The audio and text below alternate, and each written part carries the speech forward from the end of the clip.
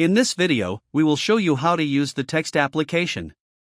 From the catalog page, you have several ways to find the app. The fastest is to type the word text in the search bar. You can also use the first filter that appears on the right and select app. Both options will take you directly to the application we're interested in. Once you've found it, you can discover how it works in two different ways. The first is by clicking the play button, which appears in the top right corner. This will open an interactive preview where you can explore the different features of the application. The second option is to click on the video cover. This will take you to a detail page with a more complete description and access to the same features.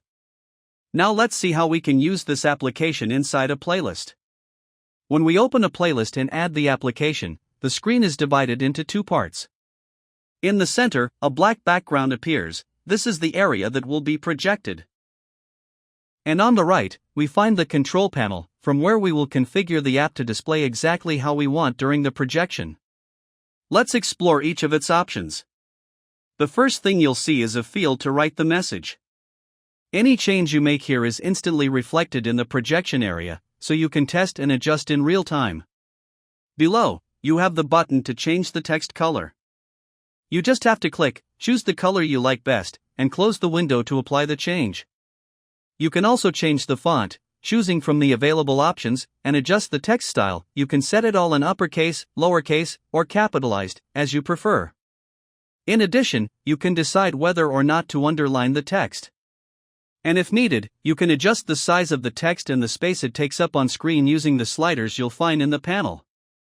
If at any point you want to start over, you can click on Clear to delete all the settings. But if you only want to make a small change, don't worry, you can modify any option at any time.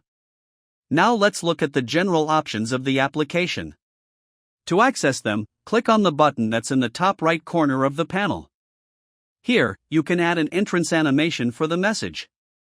You just have to choose one from the drop-down menu and click the play button next to it to see how it looks.